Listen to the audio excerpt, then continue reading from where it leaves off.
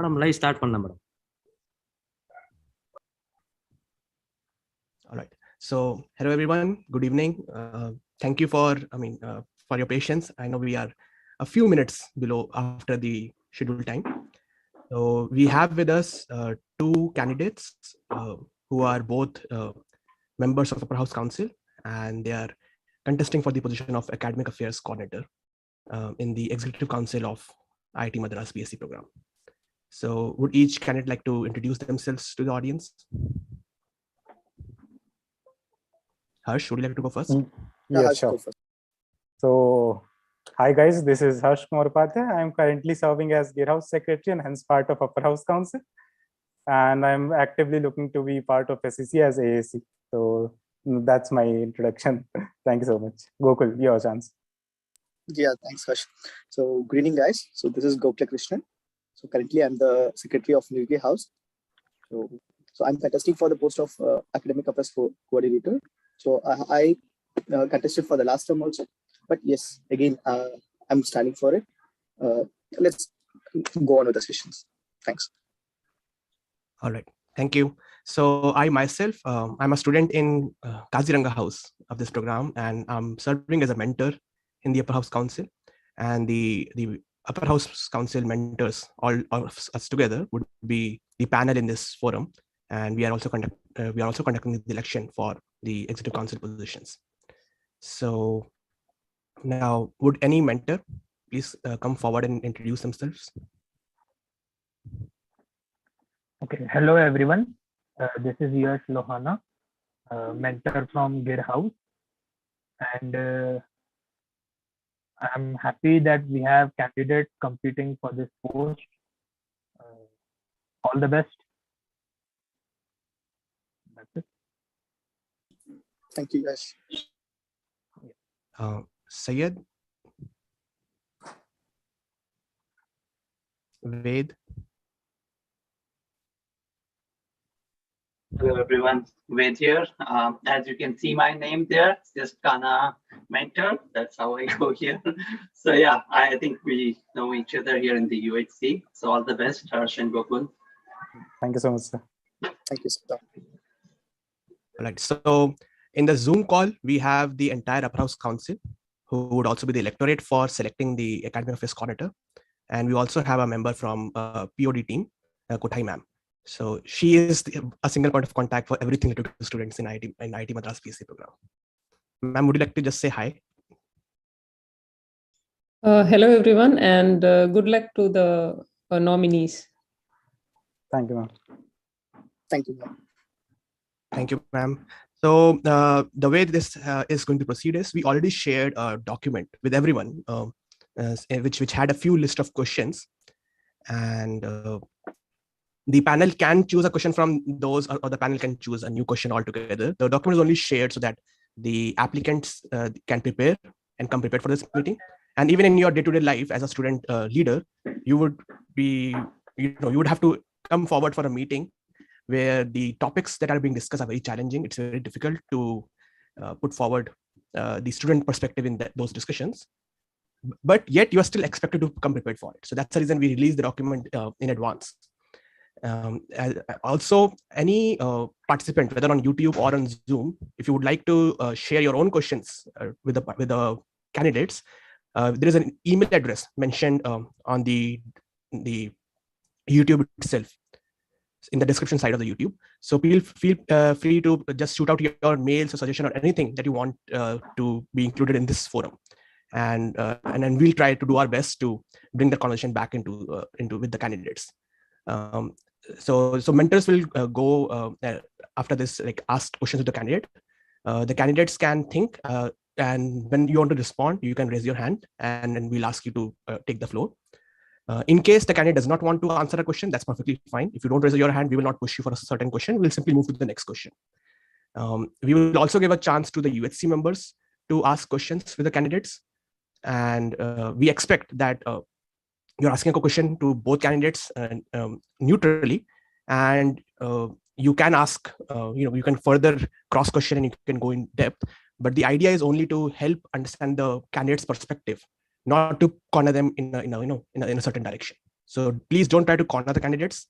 Try to gauge their understanding of how they see the world, because that eventually will form the perspective of the entire community once they take the office. So that's all. Anyone who would like to ask any further question about the rules of this forum? My suggestion, before we start the question, should we give chance to Harsh and Gokul, just if they want to present something or talk like about their vision and all, maybe something like 3 minutes to each of them, and then we can start with the questions. Yes, so that's, of course, if they are ready with something, it's optional. Yeah, so that's your first question. Everything is optional. Yeah, that's the first question coming from Ved. That would you want to present your pitch, your manifesto, your own opening speech for this in this forum? Please use Alt plus Y in your Zoom to raise your hand. Or you can also find it in the reaction section. You can find an hand raise option. Okay, Gokul, go ahead. I think we can go for it. Shall we go with the pitch? Go ahead. Yeah, Gokul. Can you give me a minute? Like, can Harsh go first? Like, I'll just take it out. Okay, sure. Harsh, you can take the floor. Yeah, thank you so much. So, am I audible and visible clearly? Okay. The host. Could I be made host so that I can share my screen? Yeah, just a second.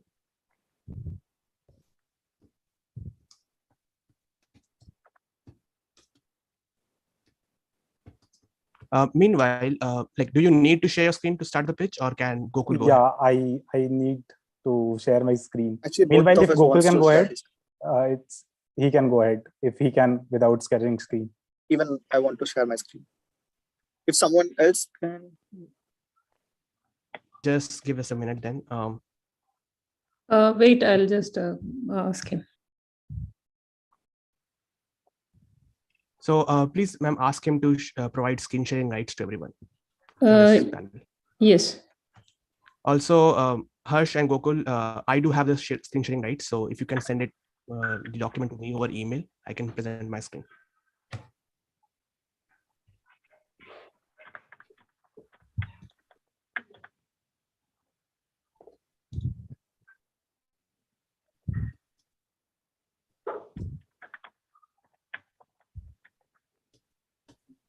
Hey, Satyam.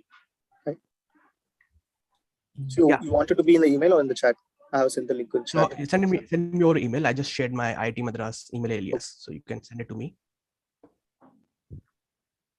Share the doc. Okay, I saw your link on chat also.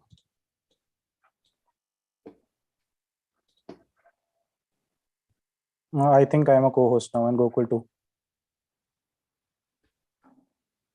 Okay, you have been given. Yeah, we have been given right. Okay, so which one would you like to go first now, Harsh or Gokul? Harsh, take them. Yeah. Okay, Harsh, the floor is yours. Thank you. So just.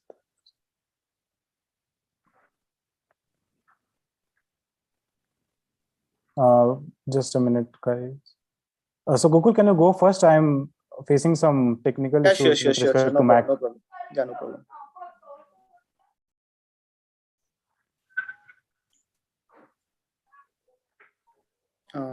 Please tell me if a screen is visible.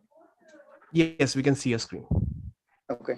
So good evening, guys, to all the people there in the live YouTube and all the people here in UHC. Okay. So this is Gokul. So standing for the post of Academic Affairs Secretary. So let's start with. Okay. So about me. So I'm into 4th term. We all started mostly during the first batch. So I'm right now serving. I have been Deputy Secretary of the Nuclear House for a few time. So since Soumya moved ahead for the steering committee, so I have become the secretary. So and to talk about my studies, academics. So I'm a BA graduate from Anna University, Chennai. So right now working as a software developer full time. So it's good. So right now I'm diploma. Yes. Okay. So this point, this site is open for all. It's there in my manifesto also. Just the same thing I'm just sharing. So people can look at it later also.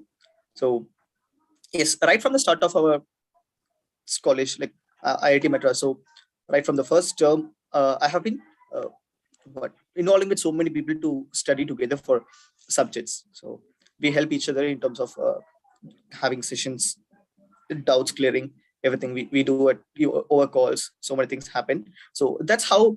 So I got some help. So there are a few people who face some problems while studying. So that's when I thought like, okay, why can't we have this as a whole thing? The thing IIT Madras having the live sessions, yes, that's too good. But still there are few issues. It's not perfect, right? So people still face some issues. So how to overcome it? So I have thought of few ideas. So how to overcome those, and I have been executing it within our house. So I'll just tell you what we are doing there.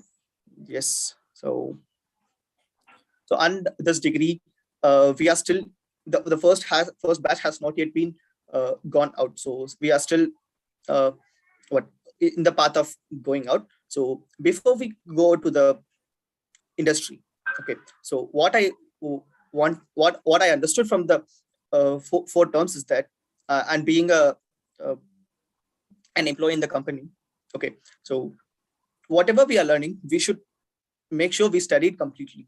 So whatever IITM is providing, so we are not going to write anything descriptive, right? So all the things, all the evaluations that IITM give us is very critical, and they test us in a very regressive way that I have not seen in any of my other colleges. Okay, I have been in my college, like local college, and IITM standard is too good. So yes, so it's, people say that marks is never important. Yes, but here what I think is that if you know stuff, your marks will be there. So obviously marks is also important. So that's one thing I wanted to mention. So how to improve this marks? So people face so many difficulties. So some people are from non-IT background, some people are from non-maths background. So how to overcome all these problems? So I have a solution, like shortly I'll discuss. So yes, so if I'm elected as an academic affairs secretary, I'll work towards this also. And any suggestions that come from the student body or the UHC, anyone could contact me. And if there is any idea that they want to bring it into the student body, yes, we could discuss about it and make sure how we could take it to the whole student body. Yes. So yeah. Coming here, this is my visions category. Okay. So what we have done, my academic initiatives towards my house. Okay. So it's been like, first term we didn't have the house structure, right? So it all started from the second term. Okay. Right from the second term, so I was the deputy secretary, and my secretary was Soumya. So we and with the help of all the house council peoples and the mentors, so we organized several sessions within our house.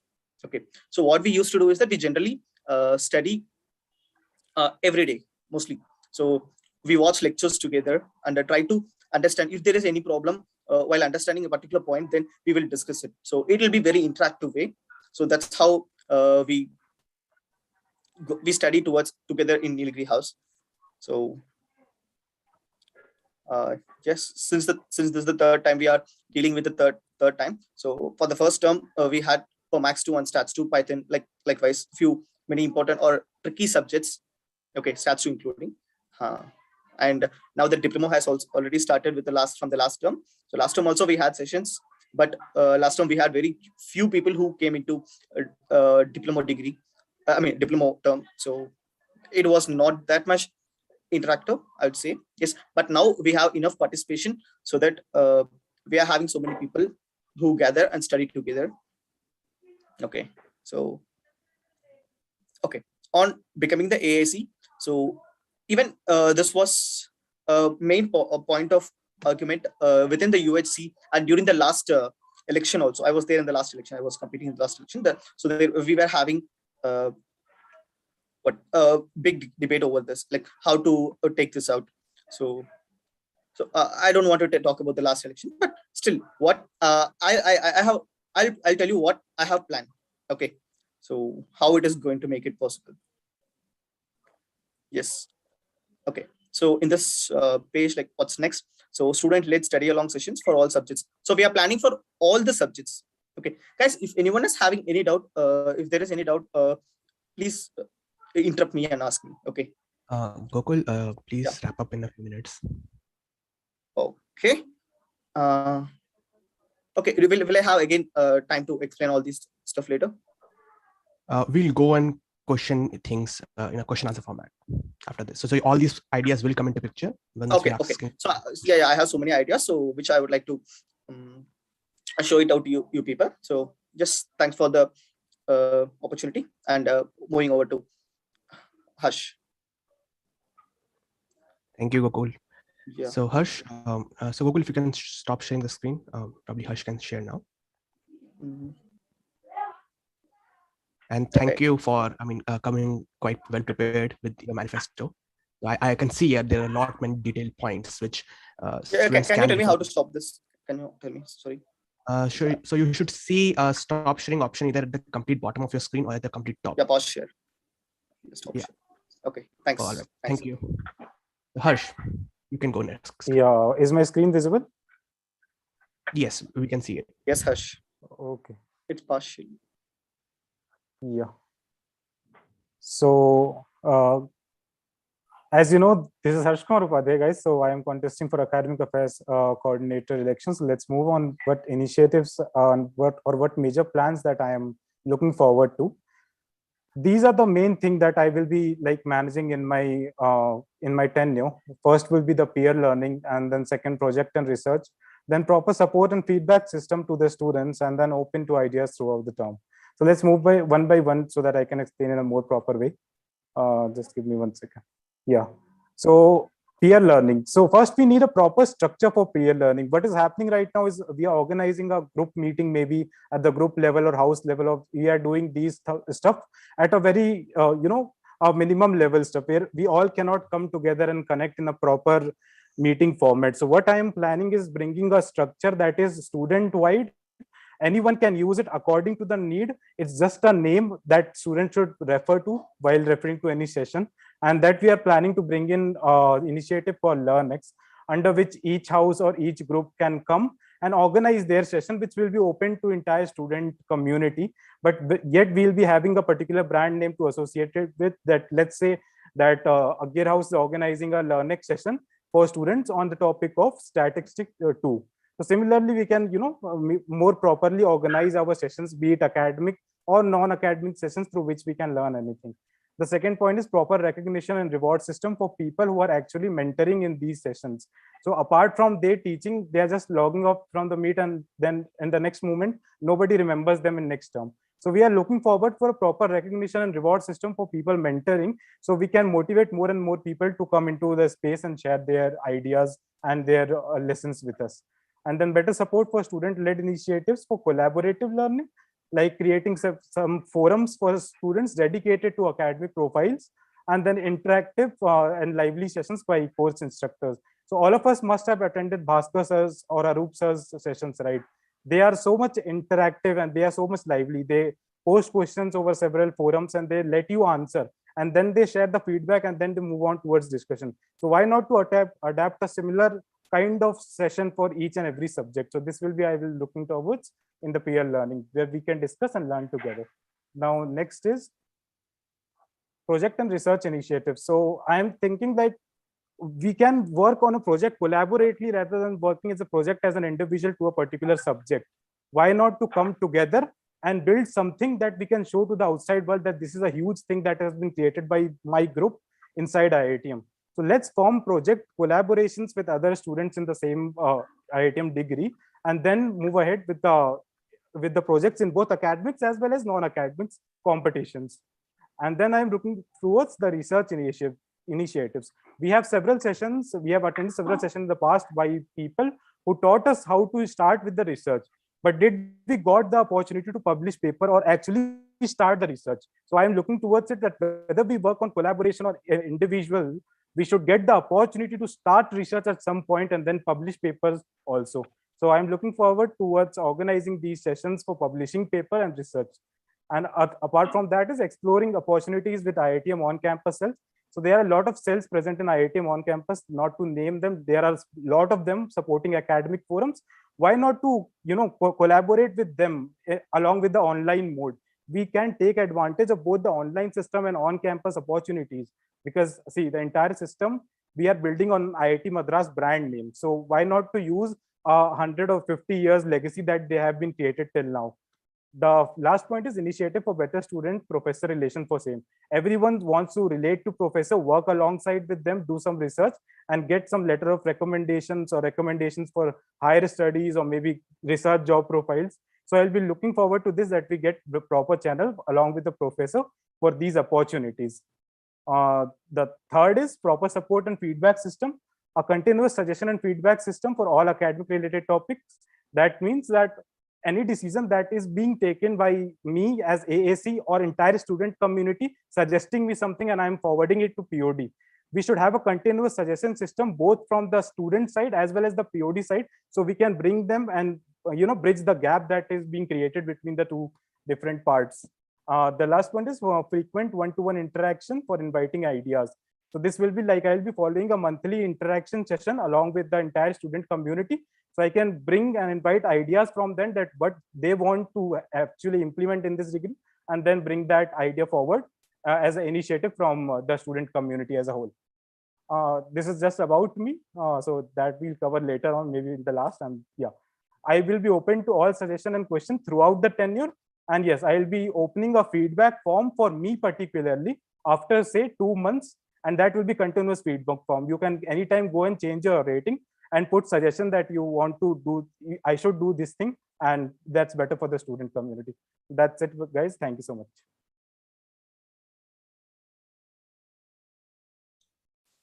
Thank you, Harsh. So, okay, let's now move towards the question phase. And I'll pick up pretty much the first question in that document itself. Now, this is more about brainstorming.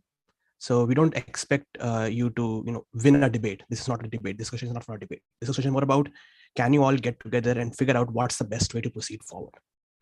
So the electorate also is, my advice is not to look for who is giving the best idea. Look for someone who's able to accommodate all a wide diversity of ideas and emotions. So the first question is about inclusive versus exclusive model of education.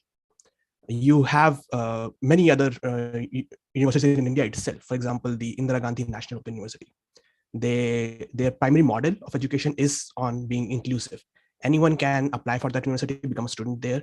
There is no competitive criteria. There is no, there's no threshold. You just need to be willing to learn in that forum, and you should also have the prior qualifications to enter. That's all. It was just a qualification. Similarly, in this program, we have a qualifying exam, and anyone who qualifies it can become a student here. There is no competition here because there is no limited seats. The seats are like at least an order more than the number of students who are here. So there is no capacity limits in terms of the number of students who can come here, right? But the IIT model and also all major universities models, they're all built upon exclusion. They are like these exclusive places where only the top cream goes to, and like a very exclusive club. So is it fair, and does it make sense for a brand which is built upon exclusion to finally conduct a program which the core underlying thought is about inclusivity? Because nobody expects IGNOU's brand to be exclusive. Nobody goes to IGNOU for a brand tag, but many people do come to IITs for the brand tag. So what are your thoughts?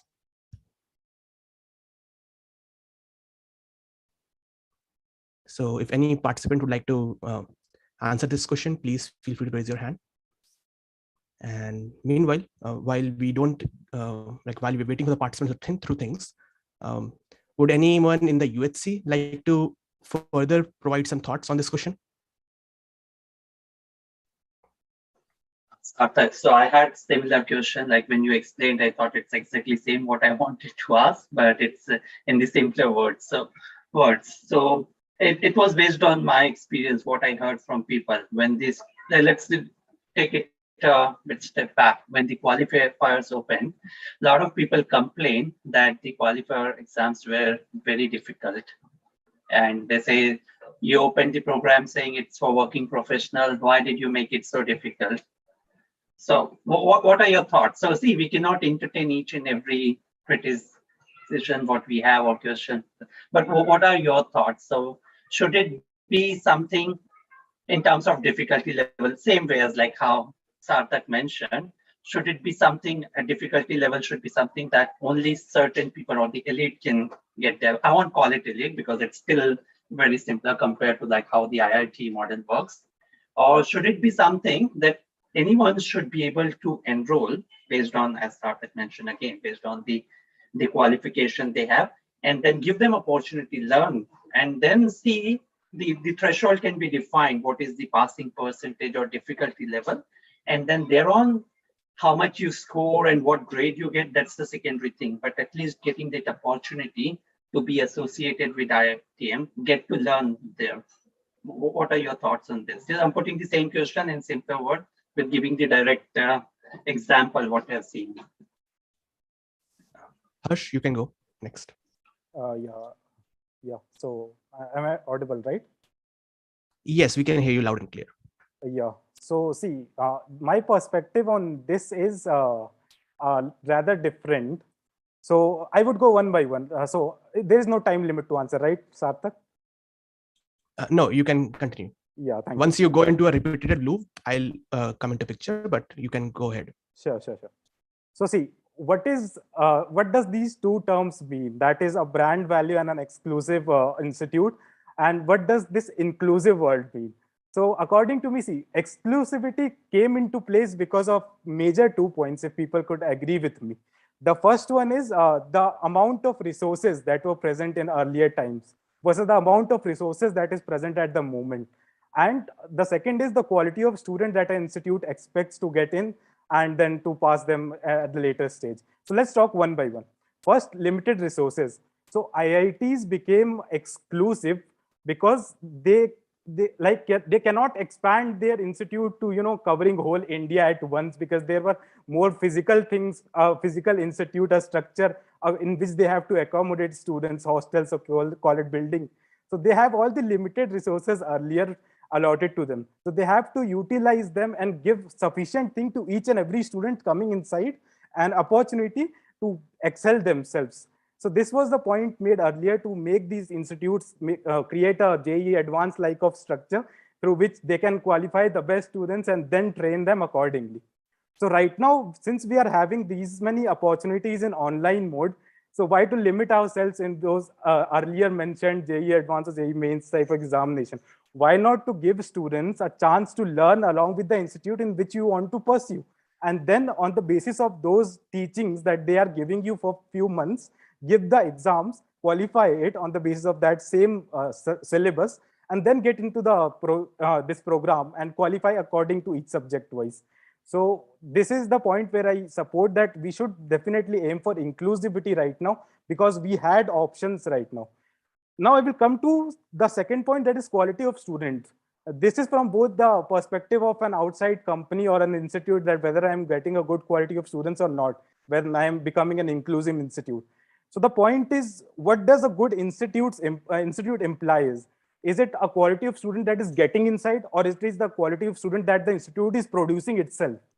So the main point is, you take students who are willing to learn, although if they don't know the complete technology, they are just willing to learn. They get inside, you teach them in a proper manner when they are in 18 to say 26 or like any age group, where you blend them in a particular technology in a particular format, that they are more like enthusiastic to learn new technologies and then proceed further. So this is a better institute, I guess, who focuses more on education rather than creating a barrier at the starting that you need to be top to get inside. This is not a good model, I think. I think a good model is to go outside. You need to have a good learning skill, and whichever course in which you are enrolling is the thing that you actually want to do in your life.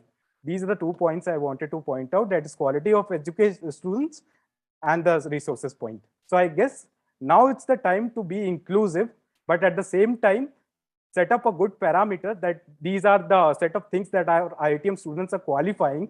These are the checks and measures that we are putting in, creating best in best students in the entire world, I would say, not just India.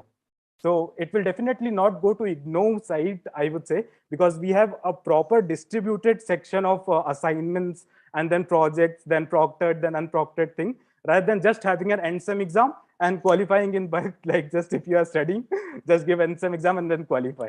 So I would say this is a more proper parameterized criteria for passing a course. The entire structure has been framed in that manner, and I support to be inclusive rather than being exclusive. And definitely it will be a good brand name if we succeed in this stream. So yeah, thank you. Harsh. Good thoughts. Gokul, may I would you like go? to go next? Yes, Yeah. yes. And Okay. Harsh, you can turn your hand down, so I know if you want to speak again. Okay? Yeah, go ahead, Gokul. Okay. So Harsh also had so many points. Yes, I would agree for that also. And I would like to add more points to the inclusive education. Okay. So I'm also from a reputed college. Okay. So what I see from my college is that I'm from Anna University. It's an engineering college. Okay. So the top people who take who get good 12% will get seats over there. Okay. What happens is that even in my class, so when we started, it was like 70 people. The total seats for a department is for mechanical engineering classes 70 people. Okay. But when we pass out, it was just 48. What happened is that after getting a seat, and then people had to want to not had to, they wanted to pursue some other thing. Okay. There was NEET, so people were waiting for the second counseling, third counseling, so many things like that. Okay. So so having it exclusive for few people, okay, those who qualify the criteria, similar to IIT also. I think that might also could happen in IIT also, if people even though they pass advanced JEE, but they don't want to do it. But and also it depends on what they want to study and how they want to study. Okay. For example, what they want to study is that if some person is interested into computer science, okay, and what if he gets mechanical engineering from IIT Madras? So that's kind of thing. Okay. Yeah, it happens to most of the engineers out here. Okay. They don't even know what they are going to study when they get into the college, right? Okay. So this happens, but once they go into college, the parents, this happened to it happened to me also. Okay. So parents said that this is a very good college, pass out 4 years, try to learn, then your future will be good. But sorry, okay, it's okay to say, but I was not that much into mechanical engineering. Okay. But after joining here, so I found out that my interest was into something else. So I found my interest, and then I'm pursuing towards it. So 4 years of my education, if I also had wanted to drop in between also. Okay, so move on to another degree, computer science degree, but that didn't happen. So here what we have is that our IIT Madras, this program structure, we have an easy in and easy exit. So we can exit at any time. It's like you qualify it. Okay, qualifier is, people say it is hard, but it is not. The people who are into diploma or who has completed the foundation, they will know it, right? So qualifier is just an entry. So it's just like 1% of what we are going to learn. Even the diploma is so hard, but degree also will be so challenging. So I'm just nervous about how hard it will be. So so we should not obviously reduce the scoring thing. Okay, we should not reduce the difficulty. Okay, one more point I want to add is that IGNOU. This IGNOU is not so famous in South India. Okay, sorry to say this. Yeah, it's not so famous in South India, but I have heard this word from one of my friends. Okay, so it is just like a Coursera or something, right? Not sure. Okay, so IGNOU is a distance learning program in India, and everyone can apply for it. But you don't have, like, as compared to this program, you won't have the live lectures, etc. So it's, you get your questions and your books, everything through courier, and then you submit your answers through courier, or you go to a nearest study center and submit your answers there.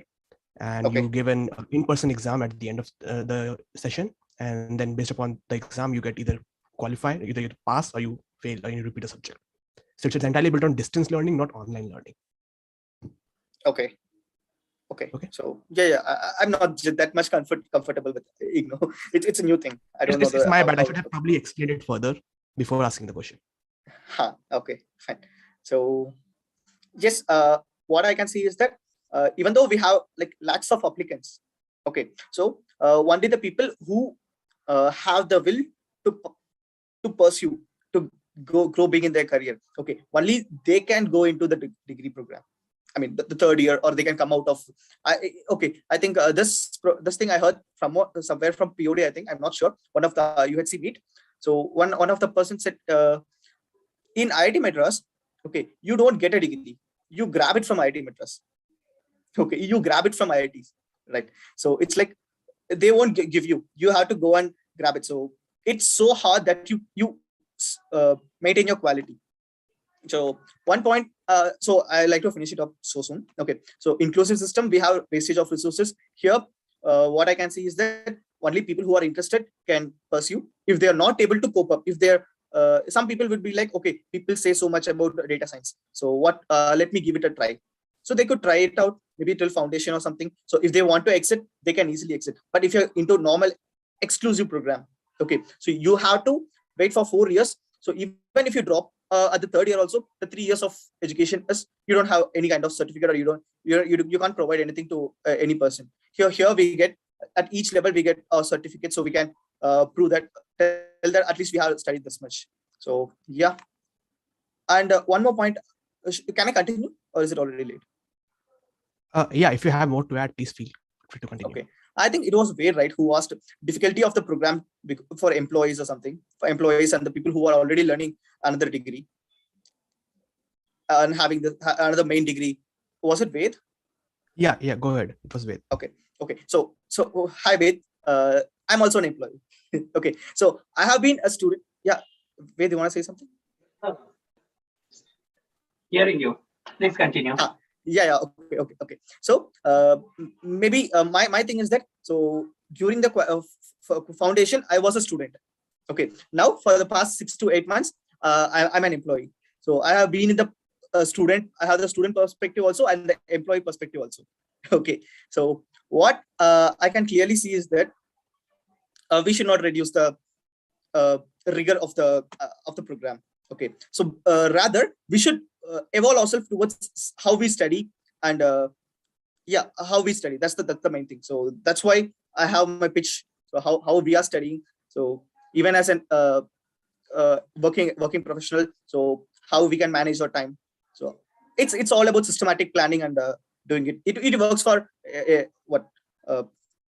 employees also and students also. Let's move on, and further I'll tell you how it is going. Okay, how the discussions. Yeah. Thank you. So yes, I used the example of IGNOU, expecting that it would be widely known. There are multiple other inclusive models. For example, there are programs by Institute of Engineers, which provide engineering equivalent degree, and it's also qualifying in nature. You don't have to compete for a limited number of seats. The seats are more than the number of people who want to do it. Similarly, there is programs from National Institute of Electronics and Information Technology, NIELT, my mistake. So yeah, there are programs. I'm more aware from the engineering aspect because that's my background. But yes, so the inclusive model has been used by multiple other organizations in providing education. IIT Madras clearly has way more resources at their disposal to conduct this program, and I'm glad for it. But none of those other agencies have built an exclusive brand. IIT Madras also has a very exclusive brand, right? It's like #1 engineering college in India. It's a very exclusive brand. So in your opinion, is IIT Madras leveraging more of its resources to build this program, or is it leveraging more of its brand, the exclusive brand which came because of the IIT JEE entrance exams? And just an example, like more than 1 million students apply for it every year, and only a few thousands actually make it through.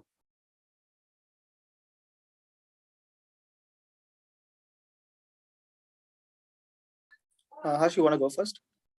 Yeah, he wants. Go ahead, Harsh. I can.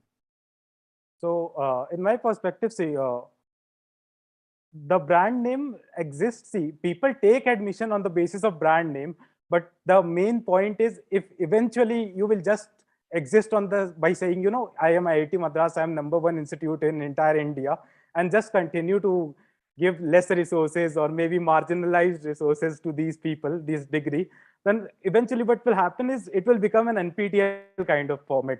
You have also NPTEL from IITM, right? Like main sources are IIT Madras only. So we have to create a brand name in this online degree format itself too. So apart from the brand name that we are already utilizing, if we don't add value to it from our side, I don't think it's going to land us into a proper place. So the main point is what we focus now after getting admission, and what the institute should focus on after taking admission of students. So before admission, it's definitely brand name. We get into it's by saying that we are going for IITM admission. But once we get into, and once IITM has us, the main point is how much amount of resources it's spending on us, not only in terms of money, I am saying resources, in terms of value education, in terms of faculties and instructors that it is hiring. And definitely, since it is considering all over India, like for hiring instructor, we are not just limited to IIT Madras professors. We can take throughout India the best talents. Why not to take it and implement it once the student have taken admission? So both play important role in terms of what degree we are getting, but the more important is what happens after getting admission, what kind of training we are receiving while we are pursuing this degree. So resources is a greater thing than brand name. Brand name is only valid till we get admission and at the time of placement. But the entire middle part that creates the future, like let's say 5 years or 10 years ahead, it's the middle part where we actually learn. And I think we should value that more than the brand name itself. And using the brand name, and especially the resources that it is having through the government of India, or say the fees that it's collecting, we should try to maximize it and get more and more best instructors throughout the country and best resources in terms of technologies also to teach students that thing, and then maybe pass on the students to higher education or maybe job perspective. Yeah, that's my idea. Thank you. Well, yeah. May I continue, Sat? Yeah, go ahead. Okay, so adding points to Harsh. Okay, I'll always like to add points. I don't want to debate it. Okay, yeah. So one thing I love in this IIT Madras is that we have this student body structure, right? So we connect people together. So we are taking people more like an on-campus thing, right? So I'll tell you, in our house, we do study sessions. Okay, what it is like, even in my college, if we go and study in a room, sit in a room and study. So 4 people will join together and study together. So I'm getting the same feel when we study together with our peers. So how was I able to connect with the peers? Because of the student body structure. Maybe if we evolve the student body structure into more and more productive way, yes, obviously this is going to be a big success, and I'll go with the brand. This brand will become, maybe we could be better than the brand we are already having. We can make this even better because we have so many advantages over the normal college, right? So there we have only students. Yeah, they are JA advanced qualified people. Yeah, we agree that.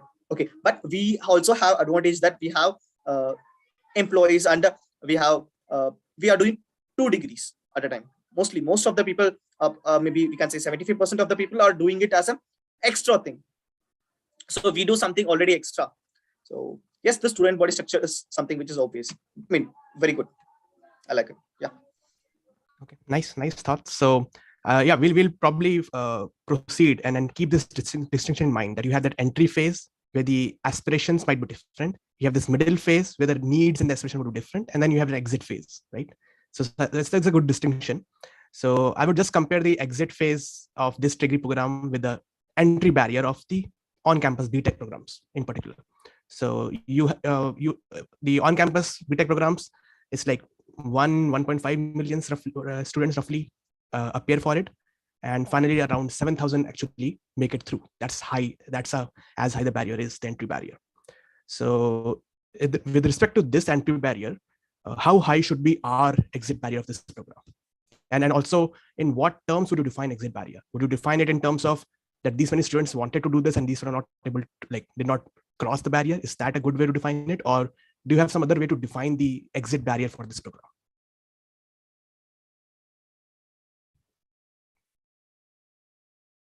All right, Harsh, go ahead. Yeah, thank you so much.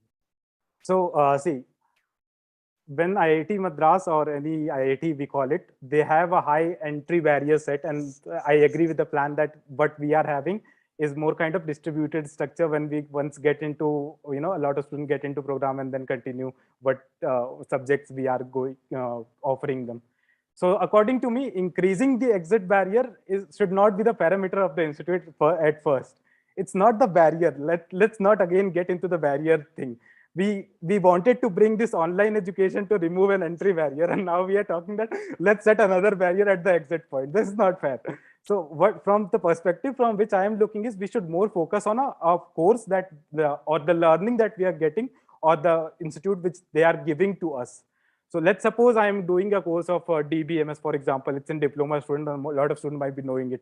So once I get into DBMS, the main criteria should not be I should have a very difficult end sem exam, so that a lot of students, if they fail or they could not qualify, and very few top-notch students just gets qualified. The idea should not be this. Create a distributed, marking system through which they are checked at every moment, and they have the excitement that even if I lost the first 2 weeks, let's suppose, I still have the next 2 or the next 4 weeks to score good and pass this in this program. So learning should be the more important target than setting up entry or exit barrier, is what I believe. Now, the terms where I define the success of this program is neither in number of students qualifying at the end of the degree. The more better or the more wider perspective could be where we are standing 5 years ahead. Are we getting good leaders through this program? Are we getting good opportunities through this program?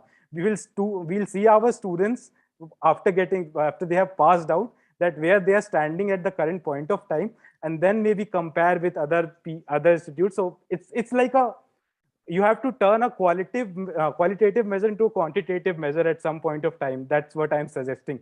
That let's not look on a narrow scope of just setting a high barrier. Let's look on a wider perspective, that 5 years ahead or 10 years ahead, where our students are standing, and not on what grades they got when they qualified, or how many number of people qualified, whether we made it proper for not, or accommodable or not for all the students. Let's not focus on these points. Let's focus on whether if we are teaching a particular course, it should be top notch in the country for at least the bachelor's level. Let's focus on this point, is my opinion.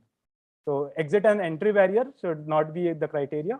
All criteria should focus on quality. No, that's what I say. Thank you. Nice, thank you. Gokul, would you like to add something further? Yes. Okay. So this exit barrier for a particular subject. Okay. One thing which I felt. Okay. So my total score of all the subjects which I have taken.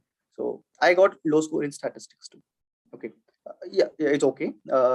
What I miss is that. So again, I'm not going to. Maybe I can go and redo it, but this idea might be crazy. Okay. So you need 40 marks to pass. That's okay. Okay. But all the concepts that we learn from whatever subject we are doing, we are going to apply it actually in the field.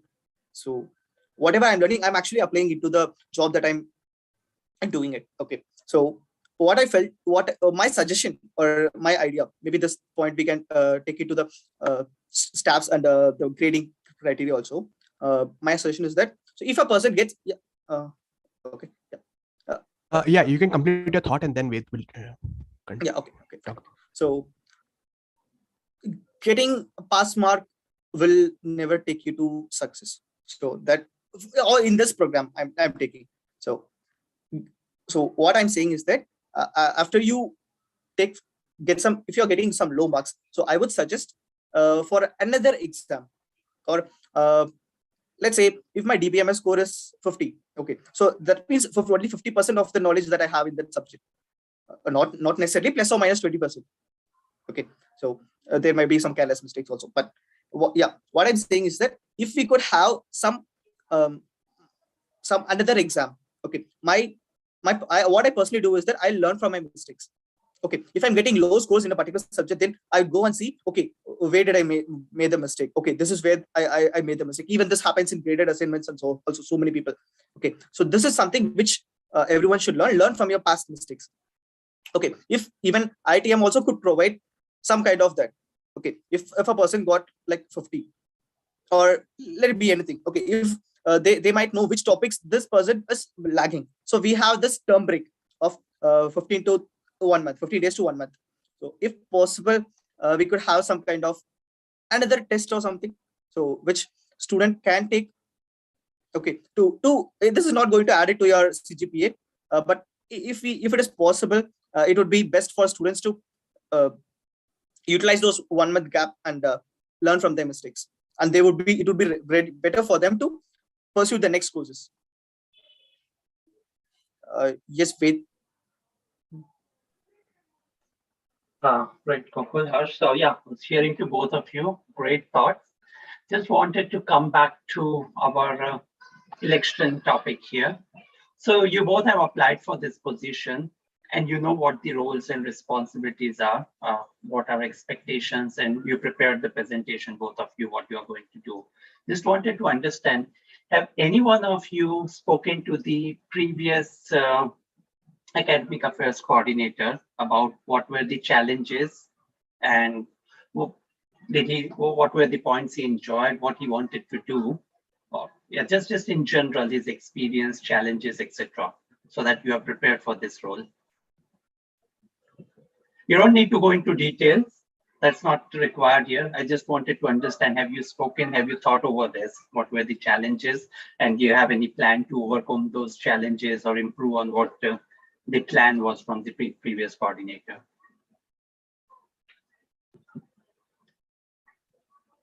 Yes, so Gokul, do you want to go first?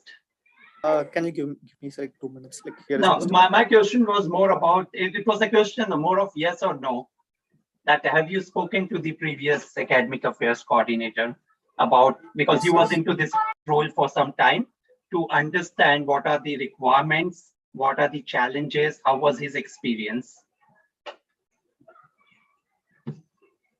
As I said, that you don't need to go into details of what were his challenges, how you are going to fix them.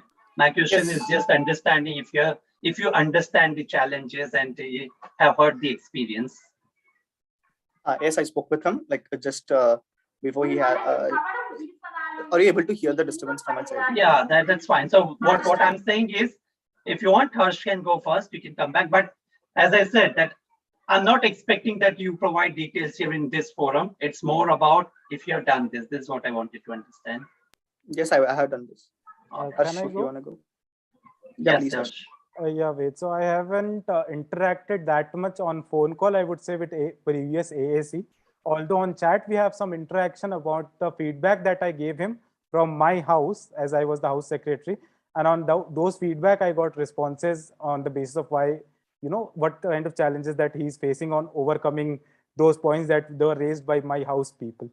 So let's get into those at later point. I would just say that I took my feedback from my house people to him and then got his opinion, and that much amount of experience I have with the previous AAC. But yeah, I have talked to another committee which does a similar kind of work. That is the class committee. I have a huge discussion with the class committee guys, both of diploma and foundation level. So that experience I carry more than AAC right now. Understand, great. Thanks, Harsh. So again, just to rephrase this. So my question was more about, because you are going to replace him. So have you taken into consideration the challenges, what he faced, or what were his thoughts, what he was planning, so you can continue with those things, his plans, and in general experience. But what you answered is more about your interaction with him, about the suggestions which you provided, if they can be implemented, or if not, what are the challenges. So you have done that part. But the other part, is it yes or no, like in general, speaking to him about what was his experience overall, not specific to your questions or related to your house? Yes. So actually, I don't want to take so much details of that. That's what you're not required to put. I would say not. You don't need to go into details here. It's just like for your own understanding, you have considered all those points, so you are prepared, and you have a plan in your mind how you can overcome those challenges, or how you can continue with the things which he wanted to do but could not do, and provided you agree to those plans. Yeah, I had done that. All right, fine, thanks. Thank you. That's it from my side for now. I might come back later when others are done with the questions, but that's it for me. All right, thank you. Thank you. And also Thanks, from UHC members who are present in this forum, if you have a question, please raise your hand, and we'll give you the forum. So coming back to the discussions again. We will the way both of you answered was more about, don't have a very high exit barrier, don't think of in terms of barrier, bring that barrier itself into the middle part, like so that we can learn and grow during our time in the college, instead of waiting for what's happening at the end or worrying about what would be there in the beginning. So when you're talking about the middle part, You have, in the middle part, you have course and you have grades and you have assignments and all. That's what the middle part is usually about, right? Every evaluative has some kind of marking scheme associated with it. So there are two ways to look at the grading policy. One is the relative grading, where you are benchmarking the student against their peers. Other is about the absolute grading, where everyone gets a marks out of 100. Everyone can get 100 in principle, but the exam is always designed in a way that most people will get somewhere around 70s or something, and only the exceptionally bright people get 90s, and someone who didn't study well probably will end up at a 50, 40, right? So in both these scenarios, you'll see a bell curve being formed. Relative grading, the bell curve is very easy. Find the average, give a B or C grade to average, and then you can distribute A and D on site.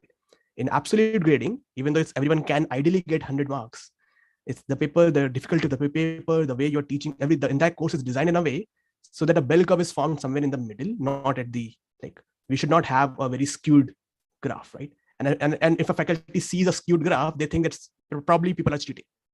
So skewed graph doesn't mean that the first impression is not that students learned very well.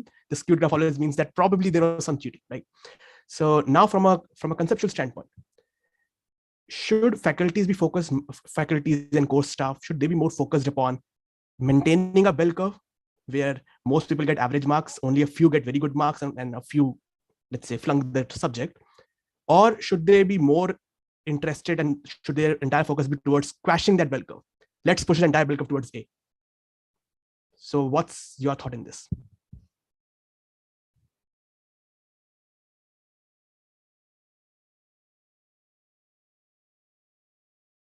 Ved, would you like to add something before we go to Gokul?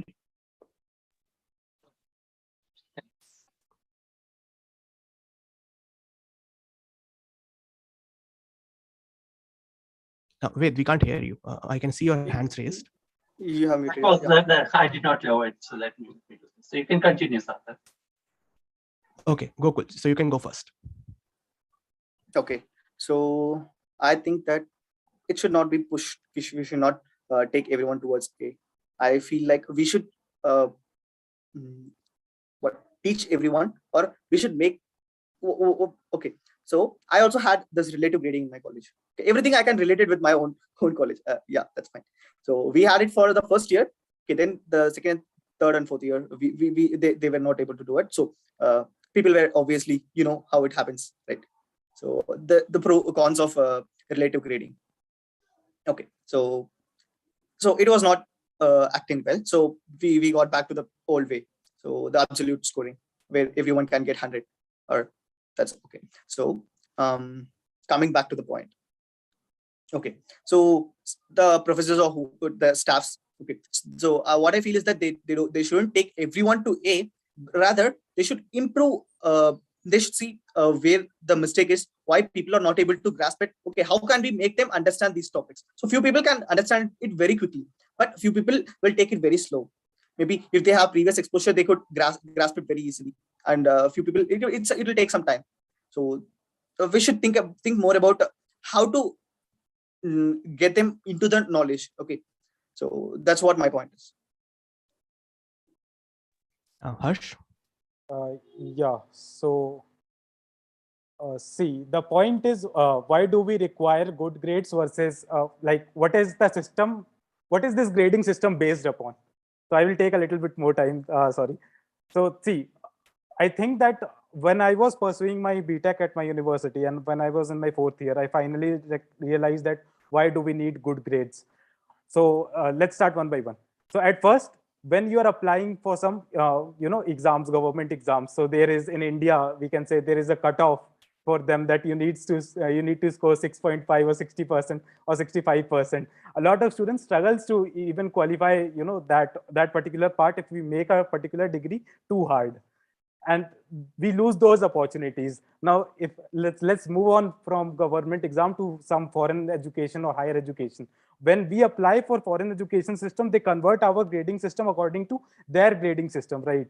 There is always a conversion formula, and on the basis of that conversion formula, our students needs to qualify a certain limit that through which they can pursue their higher education or the dreams which they have. So for external external community apart from IIT Madras and apart from the companies that is getting inside IIT Madras for placement, grades is definitely an important criteria. But when we talk about opportunities that IITM is giving us, when the companies is approaching us, we can always tell them that this is the average grade that our students are getting. Let's suppose B. So B is the average grade that our students are getting. If you are getting a B grade student, it's an average. And if you are getting A, it's good student. Or if you are getting a C, it's below average student. So I'm just like telling random grades. Don't take it seriously, guys. So for companies that are approaching us, we can always convince them that what is the average thing and all. But the organizations that are outside our community, whom we cannot approach again and again, informing that this is the IITM parameter set for this particular degree. There we'll have to represent some sort of grading, that is good for students who actually want to pursue higher education or actually want to apply to those particular streams. So I think that the grading pattern should be fair enough that each and average students get to qualify these criteria. Just at the same time, it should not be that everyone is getting A. That is like degrading the value to those even the companies that is approaching us. If we'll tell them that everyone in our institute got A, and if in the interview that they are realizing that what's happening inside, that can have a huge negative impact if it's not good. That's just my thing, that let's push for those students approaching a good grades who actually want to pursue higher education or get into places which are like very highly demanded in their particular community. And let's focus more on quality rather than grades for in general student community. I know it's a very difficult, complicated answer that I am giving, but yeah, that's the best possible explanation I can give right now. Okay, so I'll just reiterate that we're not discussing relative grading versus absolute grading. We're only discussing, should there be a bell curve, or should the course instructors and staff focus upon getting everyone to an A? And while you raise good points about why we can't give everyone an A, because it won't help us differentiate who's a better student and who's not, we are still creating an exit barrier, because at the end of the day, it doesn't matter who got the degree, because everyone got the degree. But what was your final CGPA along with the degree, which is helping you cross certain barriers to get certain opportunities. So the exit barrier is still there. It's just now you have wrapped it up in a different way so that people don't complain about it. So that's one. And second, I would also like to bring one more point into picture, that there are courses in very high brand value courses, you can say, provided by institutes which also have a very high brand value, exclusion, all that stuff. But the instructor's methodology there is, 70 to 80% of the class will get an A in this course. So don't worry about the grade. 70 to 80% will get an A. Focus upon your learning. Because in the interview, you won't be defending your grade, you will be defending on your learning. And the way those courses work is they're notorious for making students work a lot. Like students are spending 40 hours a week on just one course. But everyone can get A in that course. And the instructor's idea is that I want the entire class to get an A, but the entire class needs to put in that many hours of work in this course. And my idea is that the instructor is seeing the course is more of a benchmark, that once you clear this course, let's say for example's sake, once you clear this deep learning course, you should be able to convert any deep learning job in the market. So the benchmark is that high, everyone can get an A because everyone can get a deep learning job, ideally, but you have to put in the work. I will not give you A easily, but I will not make you compete for the A. I will give you A, I'll give the entire class an A. The A is now inclusive. It's now just more qualifying than competitive now, because and you can have a exclusive A in a absolute grading also. You just keep making the evaluative more difficult and difficult till you find a bell curve in somewhere in the middle, right? So what should be the philosophy of the instructors and the faculty in charge of this course? Should they push towards getting everyone an A and making everyone work a lot for it? Because many people can get an A without really working hard in the courses. You would have people who are getting 10 CGPA in both on-campus and online program of IIT Madras who didn't really work much.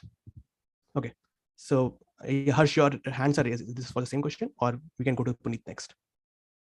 Yeah, if we have another question, I would like to add some points to this question as well. Can I? I will just take 2 minutes. Go ahead. Yeah, see, again, reiterating a little bit, in slightly changed manner. see, the grade should never be ideal criteria for even the students to look towards themselves. See, I would like to address all the students watching YouTube and in this meet. The grading system is not created, to get you A's and to reflect to outside community that all these are the toppers from our batch. That whole bunch is the topper from our batch. It's a measure that you get to know that whether you know a particular subject in that much depth or not. If you will get A every time, how will you, at some point of time realize that whether you are knowing this subject in a firm manner or not? This is the main question. At some point of time, you need to reevaluate yourselves from your mind and know that you know this subject pretty well or not. Look to the grades from that perspective. Don't look towards C as a bad grade. Look towards C that you have got C because you studied that much and you need to study this much again to cover up this topic. Whether you qualify from this particular subject is not important. What you learn from this particular subject is important. So it may happen that you got a C or a D and you qualify, but never leave that thing considering that you are always weak in that particular subject. Always go back and learn and find out what were the weaknesses that according to which you got that particular grade and improve upon the learnings rather than improving grade and getting high grades. So look towards grade as a feedback to yourselves rather than a feedback to outside community is what I think. Thank you. All right. Anyone else would like to add something before we move to the next question? Sarthak, can I ask one question? Yeah, go ahead, ma'am. So this question is to both of you, Harsh and Gokul. It's good you have great initiatives in mind and you have shared it with me previously also. But the problem we find generally is the initiatives are not successful unless it is implemented properly. And for implementation of all your initiatives, you need some volunteers and cooperation from other members or the students. Okay. So from the exit interview that what I had with the previous academic affairs coordinator, the one major issue was the members or volunteers are very motivated in the early stages.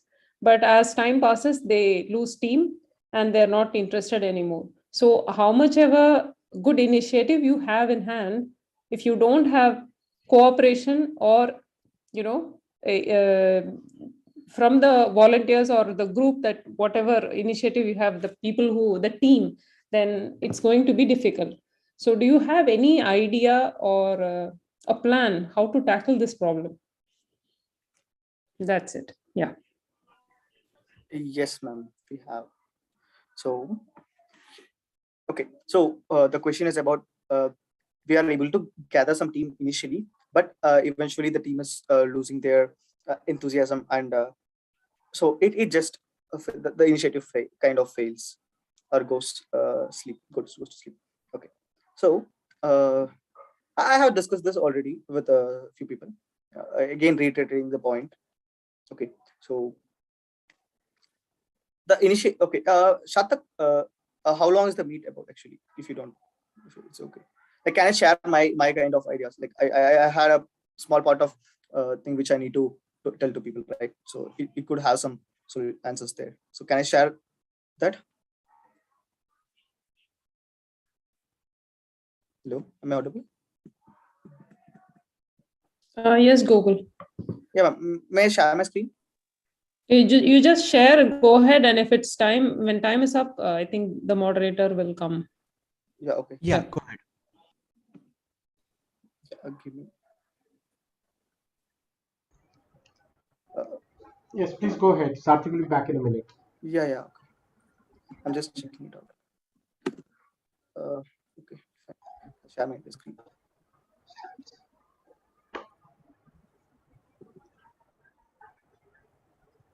Oops. Yeah. Okay. So my plans. Okay. I think even the last academic affairs secretary, he also had this point. Even everyone is having this point.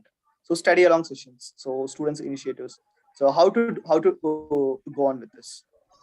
So yeah. So okay. There is sometime people few. Okay, what happens in my house? I'll tell you. Okay. So initially, for the last term this happened. What happened is that we studied no, no, it was in the second term. We studied maths together. So every day we had like 10 to 15 people coming to the sessions. Okay. Sometimes a few people won't be able to join the sessions, and they would eventually lose out with the flow, and they won't be able to catch it up. So my plan is that, so we will have these sessions. So we'll such that we'll have people together. Even we have thousands of people who are who are studying a particular subject. Okay, so for these sessions we will have a proper calendar, like how we have for our IITM calendar. So PDSCP study, statistics to DBMS. So we have this. Sorry, Gokul, just sorry to interrupt. Ma'am, just to clarify, was your question about how to keep the volunteers who will be assisting Gokul, say, for him to carry out his responsibilities, or was it about what he can do to improve this overall situation or helping the students? So just to be clear, so that Yeah, ma'am. The answers are focused on the point. Yeah, my question was, how is he going to keep up the motivation, means keep up the motivation about the volunteers, yeah? Or the team, whichever, because he can't do anything on his own. Yeah, that is what I'm asking. Yeah. So the people who are assisting him to carry out the job, as we call them, volunteer or team. From your calendar, Python revision starts in 10 minutes. Yeah. Okay. So how to keep them is that instead of having Python revision starts in 10 minutes. Guys, can someone mute? Like there is a distance. Okay, fine. So how we are going to do is that we are going to have many people together. It's not going to be a single person who is going to handle a particular subject. Okay, we'll have a few people. So they are not going to handle the subject or something. They are not going to handle the session. They are going to study along. Okay, it's like people are going to join them to study a particular subject. So it's like 4 people or few friends joining together, and it's like they will eventually go along and build a good relationship, and they study together. That's generally happen. So Gokul, just to reiterate, and again, this question can be for both Gokul and Harsh. The question is not about what will happen organically. The question is about how you as a leader will keep your entire team motivated and committed towards achieving a certain goal. Because the student motivation and commitments do waver over time. So you might have a very good idea. It can work after reaching a certain threshold. But even before reaching the threshold, the people who are working, who are the volunteers, the team members, who are not the academic affairs coordinator by themselves, they are working in the office of academic affairs coordinator, right? So those people, how would you keep them motivated and engaged and committed to a goal till your idea reaches a certain threshold that it can become self-sustaining? So the relationship that you're talking about is once the idea is mature enough so that people have built a relationship with each other, and hence they are continuing it even without you. We are talking about the phase when everything depends upon the office of the academic affairs coordinator. So Harsh, Gokul, who would like to go first? Yeah, can I? Yeah, go ahead. Yeah, see, again, the main idea is to keep them motivated. We have tried several things till now. So just reiterating some of them. Certificates were one point. So definitely we tried our best to give certificates as much as possible. But I don't think this will, continue in a long term, that if we will just keep distributing certificates, the people will keep coming and teaching people. Where will these certificates go in last is the main point. So I have a particular thing, like a particular idea which I want to implement. Let's create a train-like of system. We at each point, a particular office bearer comes in the office of academic affairs coordinator. He is not just giving his ideas or his knowledge to the people below at the below level in that particular office. He is also getting benefit from this entire structure. So I got this idea from Sudarshan Ayanagar sir, what he is doing right now, and even I am following. He has created a buggy kind of system in which he trains the topmost, he takes few people, let's suppose 10 or 20 people. He trains them on particular topic, let's suppose Python programming. And on the basis of that, these people are assigned responsibility that they should teach the next set of people that is below them the same concepts, maybe including their ideas on top of sir's idea, and then send them to the to other students. Now what is happening from this particular format is, when he's organizing a particular seminar or a session, he is letting only those students in from the first buggy or first train boggy, that is those students who are active and those who are actually contributing to the next boggy, you can say, of the train. So if we create this parameter, what is happening? You want to stay in this structure, you want to get some learning, you want to get some good points to fight in maybe interview or something, a good skill. So you will have to be active automatically, because you want to maintain your pace at a particular level. Let's suppose you are the second boggy. You want to be a second boggy, you definitely need to support the third boggy itself, because at the moment you are dropping off from your responsibilities, you will be pushed to the third bogey. And who automatically wants to repeat the same concept again and again rather than learning something new? So each time a person in this entire system is learning something new and then passing on to the next batch, or you can say next set of people. So I am planning of implementing this structure. I have done a small experiment at my house level, and it's quite successful. We are getting a lot of attendance over it. So I want to implement this thing in entire student body. Maybe we'll start with some courses. I cannot promise you we can begin with all 16 or 20 set of courses at once. We'll have to test this thing. I've tested inside my house. It's quite successful, but at least when I become academic affairs coordinator, for first month, I'll be doing a lot of trial and testing. And on the basis of that, as I said, I will be opening the rating form from second month onwards. There was a reason for this thing. I have a lot of ideas that I've tested at my house level. Now this same thing needs to be tested at entire student community level, and maybe forming a subgroup, and then I will implement this thing in a permanent manner. So this is the structure that I'm planning, which will keep people motivated. They are learning something, they are donating something. It's not just about the certificates that you're getting. Certificates can be additional top on, but what we are actually getting by participating in student community is the more important thing. We should learn something at each level. So the topmost level will be the main problem for me this way, because I've created several levels, each one is pulling each other. On the top level, we can always have a brand certificate kind of thing from IIT Madras or ACC. That is separate from all the certificates. Let's do this thing. We'll have to implement. We'll have to give some special thing to the top, but once the structure have taken place, the top will slowly fade away. You will not see any top. You will just see the train bogies continuing the education system. So this is my point. Thank you. Gokul, if you have something to say, yes, ma'am. From your experience on having study groups and all, you can share. Okay, so yeah, Harsh. So that's a valid point. Thanks for that. Okay, so very good thing. Okay, ma'am.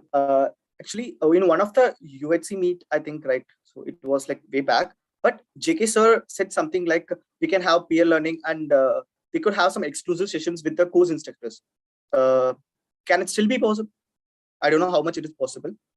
JK sir once mentioned this point, if you remember. Yes, right? Definitely. If it is of worth, it will be considered.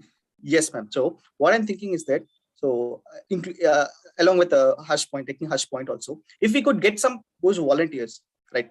So how to keep them motivated? We can give them some exclusive sessions with the live session coordinators or with the professors itself. So that would be an added advantage for them to continue with the with the motivation. So do you think that's a valid thing? Yeah, it sounds. Try it out? Yes, it sounds good. Yeah. Let's see. Yeah. So and we can also make the course coordinator if there is no questions from the teaching people side. Okay, so the volunteer side, the professors could question them, saying like, okay, so there is no doubt. So I'm going to ask you a few questions. So see if it is possible. So then that point could be passed on. Like just add. All these ideas came from Harsh idea only. Thanks for that, Harsh. So do you think it is okay, ma'am? That's basically what you're talking is training the trainers kind of stuff. Some exclusive session for the live session handlers or something. Or maybe the live sessions can be made more interactive with the guys that you're talking about. And if not all the students can attend the live session due to whatever commitments they have. So you guys can attend Yeah. the live session and make the live sessions more lively and then take it forward. Yeah, but let's get into the details later.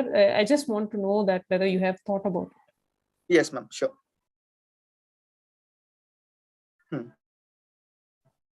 Sarthak, you can proceed. So shall we- Got my answers.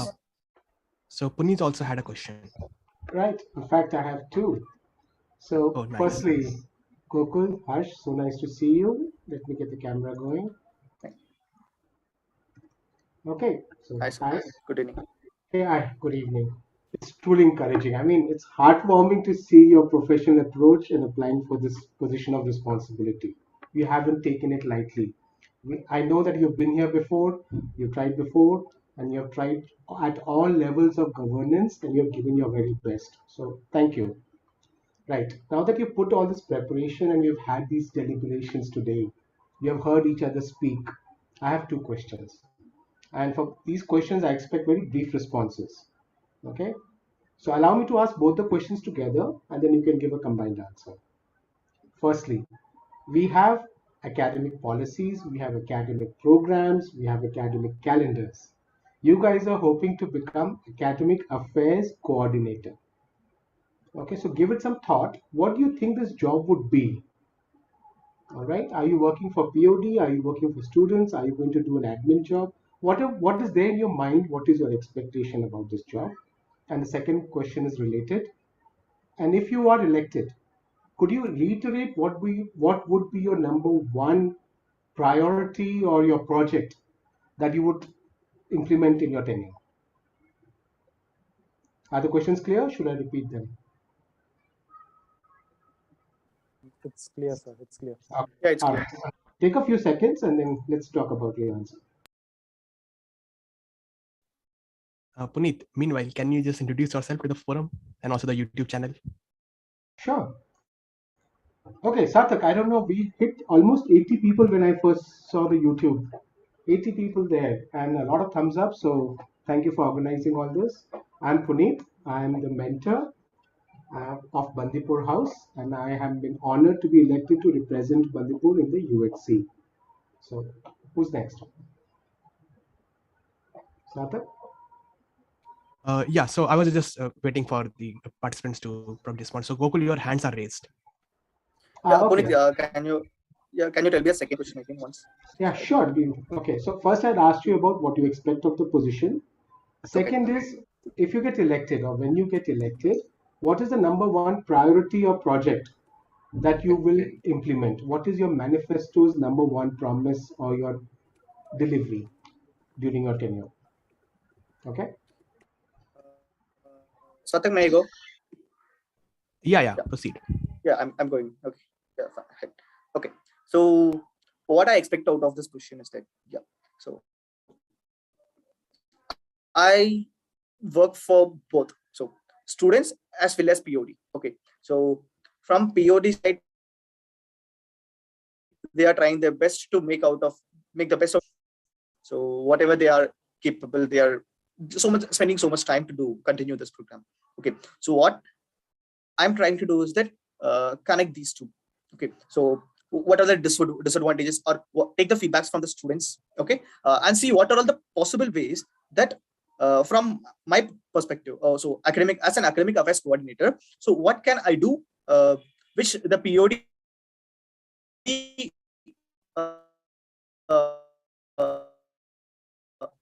may or may not be able to do. Maybe if they are able to do, yeah, or a deficiency from the POD side, yeah, my ideas are a little bit crazy. Okay, so there is not that much resources available. Yeah, but if it is coming back to the students, if we take resources from the students, yes, we can proceed with. So my first thing is that, so any student can focus on all the other activities. So the first thing is that for all the people's mind, every week there is this thing, what completing the assignments and before the deadline, and there's I think Satak will decide this point, how to stop people from cheating. Okay, this is something which happens. Okay, so sharing their answers or something like that. Okay, so how to, okay, this is something which we need to discuss later if possible.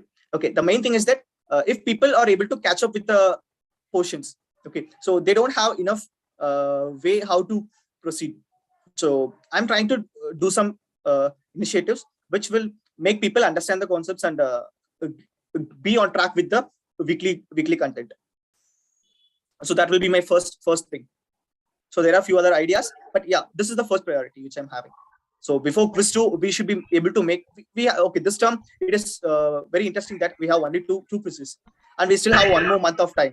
So it's exactly 1 month, right? So March 13 it is. So let's give our best and get the best out of quiz 2. We'll try to implement this as soon as possible. Yeah. All right. Thank you. Yeah. Ash. Yeah. So, yeah, Puneet sir, am I audible? Yes, clear. Yeah. So, what I think of AAC, like what I think of the responsibility of AAC, it's more on the student side. So I will be working on the, the structure and the organization and, the reward things that we are getting. All the things that I will be focusing on will be more on the student side. But for the helps that I require, that is not possible this side, I will approach POD for that particular thing. This will be my main responsibility as an AAC. For all academic things, I try to build a society, I try to build a student community that is self-paced, supporting each other entirely, and they get a proper platform. But I need a very heavy work, or a policy change kind of thing. I approach POD for that thing. If it's demanded by the student, or we demand it as a community or a set of students who actually need that particular thing in support of this student community. Now, the second answer to the second question is what will be my primary objective after becoming an AAC is of automating the study groups and the project groups thing.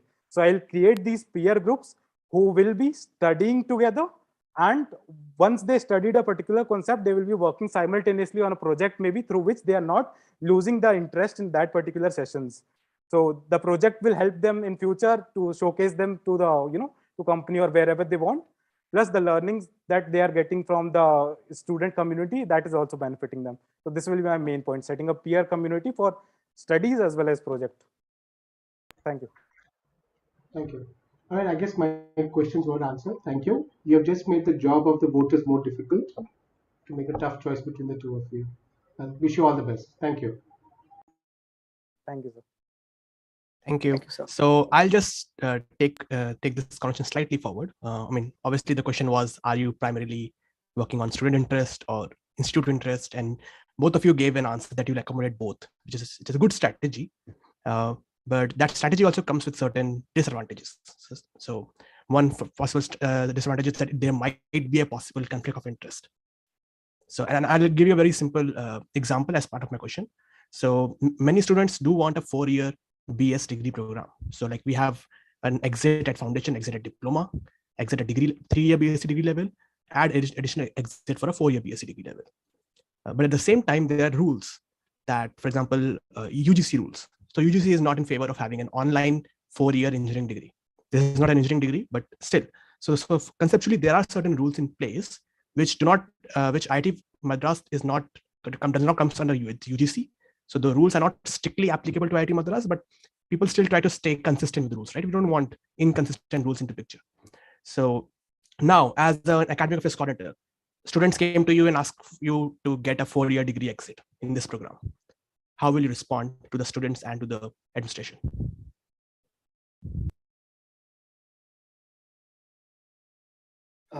This is going to be a simple monologue. We will not do a cross questioning on this. You both can take some time and then answer back of how would you, like you would be doing 2 meetings. One meeting would be with students. We will probably have to take POD side, and we have another meeting with administration where you will probably have to take student side. I'm saying probably. So tell me the answer from both forums. Like what would you tell to the students and how would you interact with the institute? This thing completely. So I'll give my best to get it done, but see what is probable. Okay, so there are, if it is easy, obviously IIT Madras could do it. Okay, we will try to see how much we are able to convince them. I mean, I can't answer this properly. I'm sorry. It's a tricky question. Okay, it's all right. Harsh? Yeah.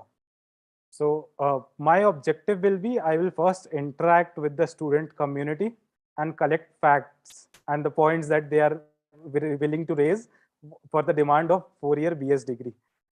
I will collect all those points. I will not promise them that, no, you will get the BS degree immediately tomorrow. I will approach the POD team as well as ask the, ask the IIT Madras Senate. They must be having some advocate kind of things too. I will get them all now together in one meeting and ask them that what are the UGC policies and what are the things that we are trying to comply upon. IIT Madras is not under USC. That point I understand, but there is a standardization of education throughout the country, which we should definitely stick to. But if this thing of bringing 4-year degree, 4-year BS degree benefits to the student community, let's not talk about BTech. That is something entirely different. It's like it's a straight away no from the government, straight. But we are talking about BS more here, which can be accommodated to some extent if we try from our side. So if it is benefiting the students community, and if we have even 10% chances of getting this thing into place, why not? If we have a 3-year structure built into place and we just want to add one more structure, which is focusing on research and maybe practical application of what we have learned, why not to give that education? And I'm sure that no one in no organization or nothing would say no to education. Why there was a declination to this BTech degree is something I have researched previously also. They said that you cannot, learn what physical instruments are there involved in engineering. You cannot do it in online mode easily. So they can show you demonstration based on videos or something, kind of simulation, but you cannot get the actual feel or actual control over the instrument. But this is an entirely online degree, programming and data science. So why not to implement this BS thing here? So I think I will more be fighting for the students community, and I will definitely try my 99.9%. I would say 100% will become a promise. 99.9% to bring this BS into structure. If it is the facts and the numbers that are getting demanded is actually valid. So let's suppose we are having 10,000 students and 50 students are demanding BS degree. that thing, I guess it will take a little bit of time. But let's suppose 3,000 or 2,000 students come to me and they say that they are interested in BS. Why not? I am not focusing on minority or majority. Let me point again. 2,000, it definitely sounds a minority, a lot of students, but 2,000 is a good number for me, or 1,000 is a good number for me to start providing this thing, because it's an additional build on, right? It's not something we are cutting off from students. So we have a BSc degree option. If people want to go off that BSc degree, let them. But if people are interested in BS, we have the resources. Why not to give them if it's possible? This will be my more implementation. I will fight from POD, or rather say IIT Madras, for students' right to get BS into place. Thank you. Okay. Would anyone else like to add something? Okay, then we'll move to the next question. This is a good point that you raised about benefits and also what things matter more to the students. Now, we don't usually go out with forms for asking what needs to be done because that's like that's a feedback form. We usually figure out something that probably is worthwhile to students and then try to build an opinion for that. You have a binary question or 2 or 3 or 4 options question, and you circulate among the students, you get a very objective review from those. So how do you build those initial things that what are currently valuable to students, right? So like I gave this 4-year BSc degree because that has been discussed a lot in the discourse forums. So we figure out what the student community wants based upon our individual interaction with the different students. We don't have a objective interaction with the entire 10, 12, 15,000 students. We do it like on a one-to-one basis, which means that we should always be able to have this one-to-one interaction with a diverse student body. So that's where we come back to the question of diversity. Additionally, people who have visibility in these forums where we are raising issues and we are addressing issues, that also comes back to their academic opportunities. So once you have a visibility over the non-academic side of an institute, you will get more opportunities on the academic side. And just an example, so we have one person in our program who recently won the IBM Code for Challenge, and you would have seen his name everywhere. He won a big shot competition from a big shot company with a big shot prize money. So now he's visible everywhere. Like every student would definitely know his name. But his skill set, his ability to contribute to the non-academic side of forums is the same, right? The prize money doesn't change your skill set. The skill set remains the same. So before that privilege happened, he was not visible anywhere. So why do you think we are not able to build a more diverse visibility, a diversity which represents our actual academic forum? So if you see the initial presentations of this BSc degree orientation, you will see the number of working professionals to students, the ratio of men to female. So you'll see all these different ratios. And we are even aware that even from an economic standpoint, we have people for whom, students for whom the entire degree program is waived off. So they qualified the qualifier, and if they are certain below threshold of annual income, family income, their fees are completely waived off. So we have people from a very diverse background, educational, identity base, economical, etc. But we see similar people coming forward only, right? So why do you think we are not able to get a more diverse representation at these more visible places? And how can you make sure, because like I said, this visibility will come back towards the academic performance and academic opportunities. So how can you as the academic affairs coordinator make sure that moving forward, we are able to figure out where we need to probably slightly change the rules or tune things out so that we get a more diverse representation?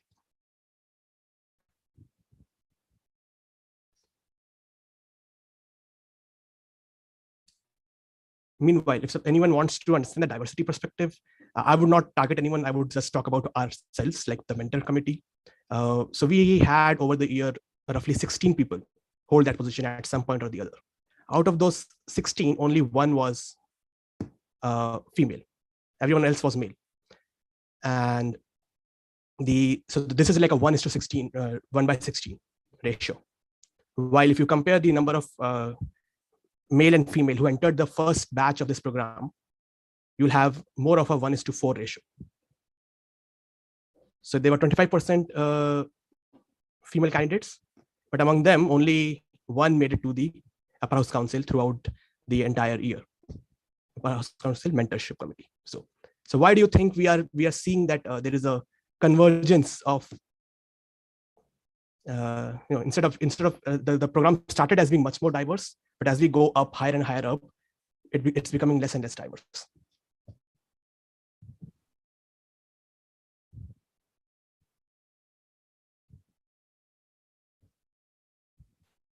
Yeah, Harsh, go ahead. Yeah, so that's a very difficult question, I would say, Sarthak. So I would like take some examples and then talk about it, because, and talking in a general sense about this much large diverse set of people, it's very difficult. So yeah, for examples, you can take the mentorship committee as an example. Yeah, let's take this example which you stated, and then I did take permission from Satyam also before bringing this into the conversation. So you can take his example also, Satyam Prakash. So as an individual, you can take example. As a committee, you can take the mentorship committee example. I mean, restrict your conversation to those two examples only, please. Yeah, sure. So see, the main point is, if we need a diverse set of people, in the above responsibilities of this non-academic aspect of our degree, the most important point is creating awareness. A lot of us, let's suppose, I'll take a general example. A lot of us belong to an engineering degree in this particular program. Yeah, I could say a majority of people will belong to this engineering side of degree, or you can say tech, if not engineering. So if we see that these people are already, aware of the opportunities that IIT as a system provides, or what they do, they have been in a college in an engineering 4-year degree, and this IIT is also a similar institute that the way through which they are proceeding, they are quite aware of what is student community. They call it Gymkhana, of course. So I think a lot of other section of people who are fairly new to this, whether it be a female representation, we should spread a little bit of more awareness to both the student community and, let's say, to the mentorship also. So just taking an example from your mentorship point, that we got a fairly less female representation in mentor community. The point is, a lot of, in India, I will let me state the ground reality. In India, we still have a lot of men people working, like a majority of men people working in industries. We are promoting female, we are approaching towards 40 or 50%, but it's still a largely male dominated area. While, we are promoting those kind of females also, which are not working in an industry, or maybe trying to learn some skill set. They are fairly new. So while electing, the House Council should keep this thing in mind, that we should not only judge people as a mentor if they are coming from an industry perspective, because a lot of mentor, I am sure they must have pointed out that I have worked here and here, I carry these many experiences. So a lot of group leaders, I would say, the people would have got influence that, oh, this person has 16 years of industry experience, why not to bring him to the thing. I think the experience which counts in is not only the industrial thing, and people need to be aware of this particular point. We need to include sessions of making people aware that what is the student community, a larger broad perspective about this, rather than just having an introduction session. You can surely bring a lot of introduction sessions where people just come, state their name, tell what they're doing, and go log off. But where we are going ahead in a larger community sense is we need to create awareness in terms of that there is scope for everyone in this degree, whether it's a female, whether it's a male, whether it's a 19-year-old children who is getting admitted, whether it's a 48 years old person that is actually having a lot of experience. They all deserve an equal opportunity as long as their the points that they are stating is valid. And I think we need to create several forums in which these people can bring in their points, because you cannot expect a same kind of answer from a experienced guy and from a new guy.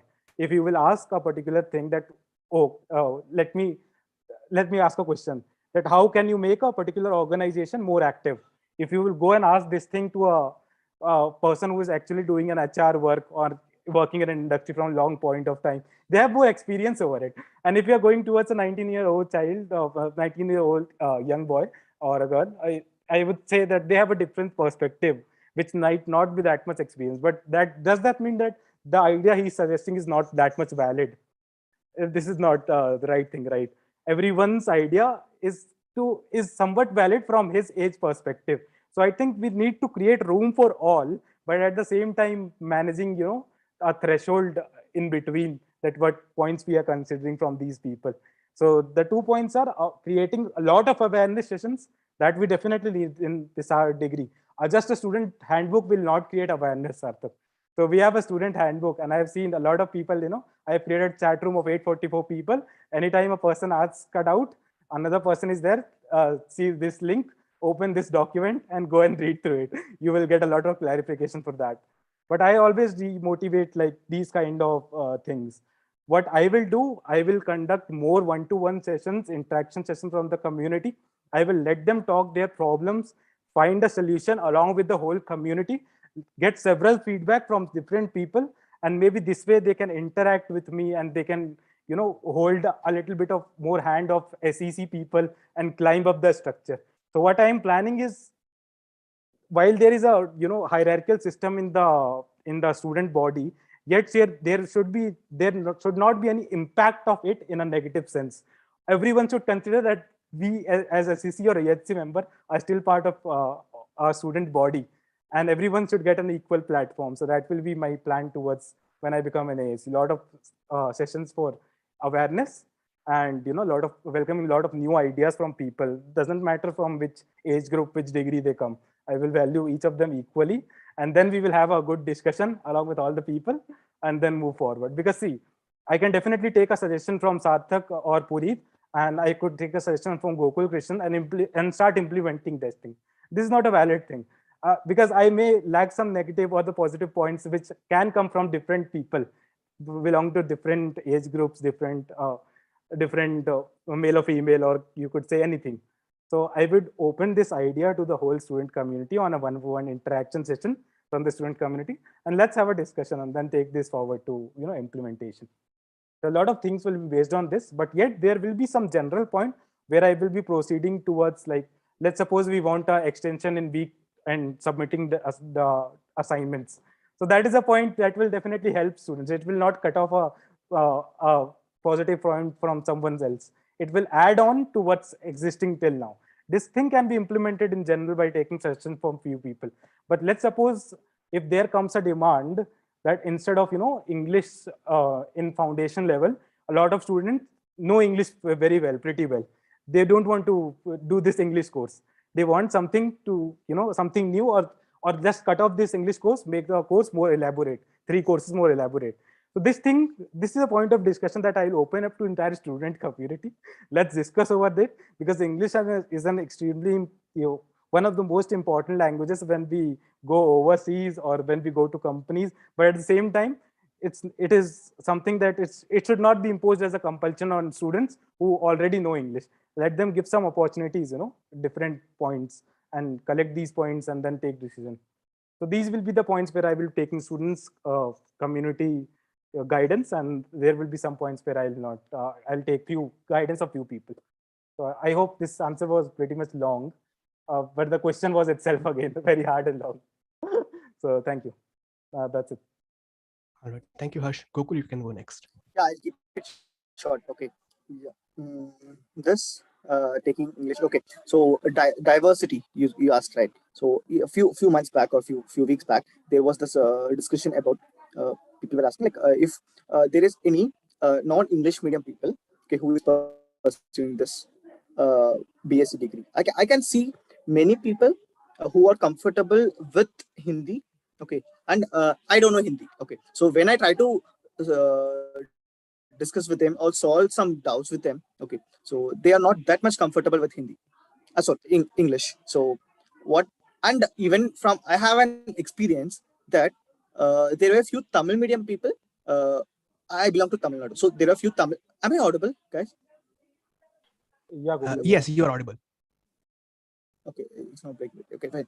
Okay, there were a few vernacular language people, okay, who were trying to attempt the qualifier. Okay, so what happened is that they were not able to grasp the. My internet connection is still.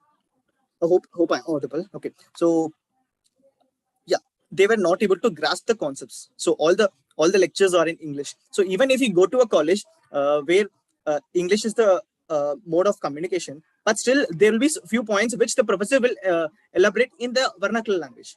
Right here, nothing like that. All the things are being explained only in English. So not everyone, right? So you asked me about the diversity. Only the people who are very good at English, not only like at least considerably good, will be able to pass and continue, right? So yes, we had a suggestion. Ma'am had asked us a suggestion, and I have suggested that okay, let's say this movie Ravan. Okay, so it's in Hindi, right? So I also have watched that movie. How was I able to get the concept out of it? So it was dubbed, right? So I gave this idea to Kodai ma'am also that we can give some dubbed lectures.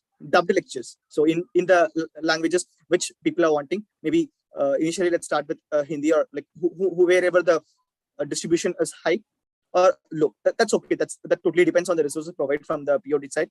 So that's one point I can see why there is a lag in the diversion. Okay. So another point. So Satak, you mentioned about mentoring, right? So I'll take the same example. Okay. So the first criteria to become a mentor is he or she. I'll take the point as she. Okay. She has to be 25 plus, right? So we are in India. So mostly 25 plus people get married, right? So there is a very big possibility that they have a child or two. Okay. So and there is another big possibility that they do the cooking in house. Okay. So I personally made my sister join this course. Okay, she was able to do only the first term, but eventually she was not able to cope up because this course itself is taking too much time. She has to do the cooking along with the office work. Okay, she doesn't have children. So there are few people who have children. Those mom. Okay, though they study only after the child goes to sleep. So there is the big what to say challenge which a female has to face in becoming a mentor and take this additional responsibility. So yes, we need to do the awareness, but I would want you to think about these additional challenges also, which they have in India generally.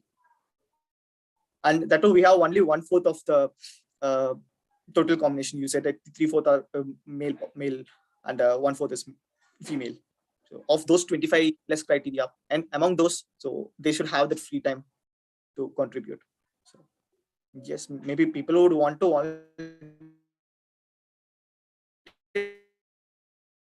but they might not yeah, it's okay. We should give them a proper respect that they do too much work even in a house, right? We should respect them. Yeah. Okay, makes sense. So yes, while I agree, different people will have different challenges to come up to a certain forum, but if they are missing from that forum, it'll only add to further to their challenges. So we need to make sure that we are not adding further to someone who's already facing an uphill battle. Okay, so all right. So now we are near the end of our session. So I'll just ask both candidates to present in 3 minutes only. Please don't take too long.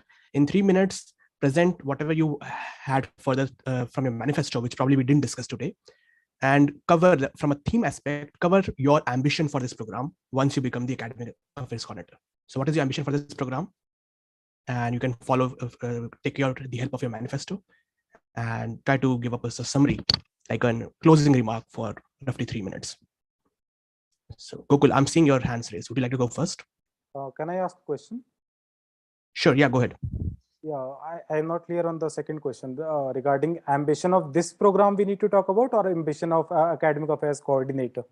So your ambition for this program. Okay. So this is not a second question. I'm saying this is a theme. What is your ambition for this program? Okay, got it. Thank you. So different students, different stakeholders might have different ambitions for themselves and for the program. So for you, what is the ambition for this program? Yeah, sure. Thank you.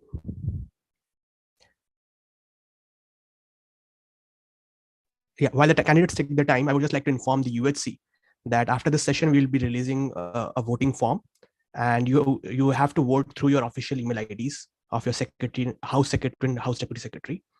We will not consider any vote casted through your personal student email ID. And there will be a time limit for that form. So we'll release it in the rule itself. Please adhere to the time limit and do cast your vote. Your vote is important, not just because it's your voting right, but also because your vote represents an entire house. So please do cast your vote in a timely fashion.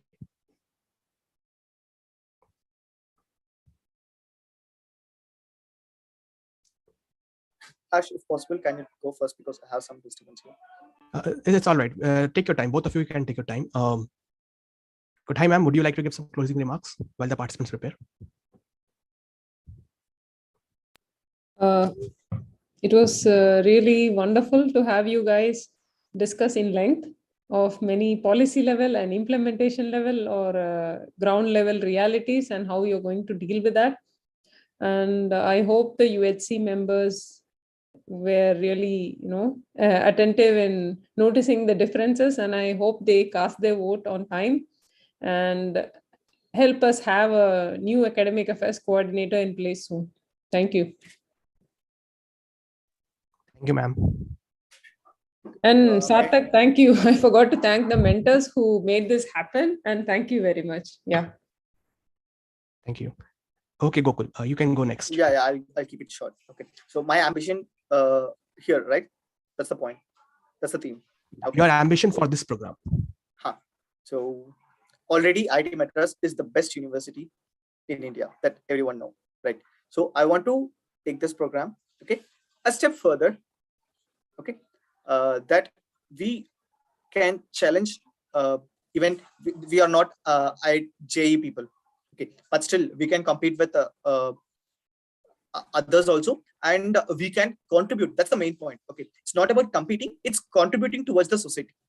We have very matured people who are working along with doing a second degree. So yes, we have very much talented people. My ambition will be to take this program to a better level and give this a bigger brand than IIT Madras.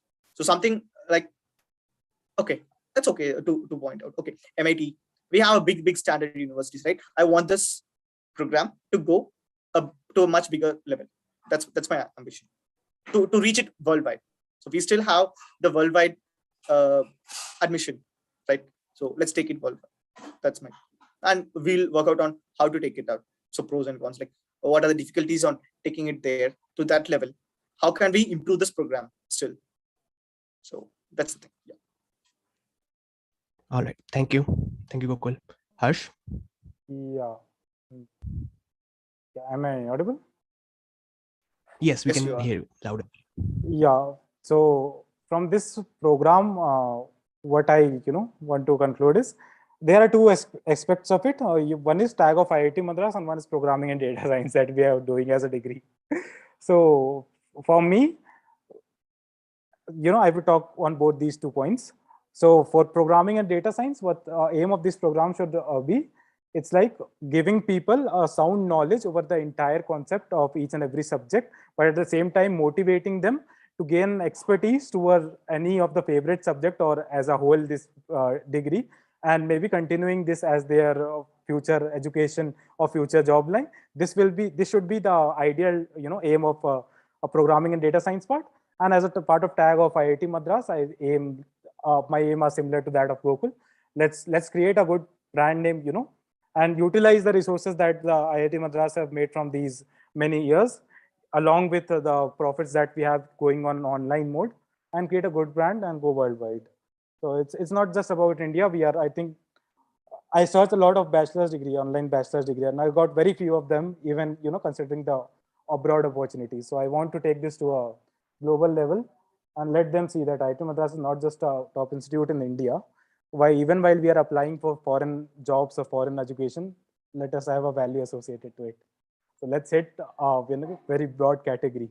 And for that, the main point is we need to grow as a student community from inside. Rather than just focusing on a short-term reward system, we need to focus on a greater reward that we are aiming towards. Let's not, compete within ourselves. Help each other. You grow as a student community or compete with the outside world to prove that this is IIT Madras BSc online degree. We'll definitely one day reach there. Thank you. All right. Thank you, everyone. Thank you, Harsh. Thank you, Gokul. And thank you all UHC members who gave us their time today. And thank you for the entire mentorship committee for helping us put this forward. Yeah, thank you once again to all the UHC mentors, the listeners, and everyone, UHC people too. Can we log off? Yes, yeah. Thank you so much. Ma'am, we can end the live share. Yes, I'll inform. Okay, thank you. Thank you, everyone. Thank you so much, Kotham, and thank you so much, Sarthak. So is there any questions from the UHC side? We have few people at the representation. So if someone wants to ask any further question, please feel free. We missed questions from Hariharan. I was expecting that. Hariharan is not in UHC anymore, right? So yeah, but still he is the president. Yeah, he is president. SEC, right? So yeah, he's the one who we are going to work with. Yes, and that's why he has to maintain neutrality in this election. Okay, I agree. Okay, then I think if anyone has any question, feel free to fire, guys. Otherwise, let's meet at some UHC SEC meet. Yash, can you confirm if the YouTube live cast has been stopped? I don't think so. It's still on live.